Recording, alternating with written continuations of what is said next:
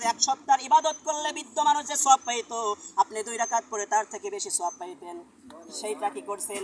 পার করে আসছেন না আপনি? পার নাই সেই সুযোগটা? তাহলে সেই যৌবন বয়সটা যদি আপনি কাজে না লাগাসেন। রাসূল সাল্লাল্লাহু আলাইহি সাল্লাম একদিন বলতেছে, কোনো বয়স্ক লোক, বৃদ্ধ মানুষ কি যাবে না, জান্নাতে যাবে না। বয়স্ক যারা সাহাবী ছিল তারা তো হতভাগ্য হয়ে গেছে, তাহলে কি আমরা জান্নাতে যেতে পারবো না? আপনাদের কি এই আলোচনাটা করার পূর্বে আপনারাও তো কিন্তু কিছু কিছু আশঙ্কা হয়ে গেছিল, তাহলে আর ইবাদত বন্দি, তাহলে আর লাভটা কি? তাহলে ছাইড়ে দিই, যখন আমি বৃদ্ধ মানুষ আর জান্নাতে যেতে পারবো না। যৌবন বয়স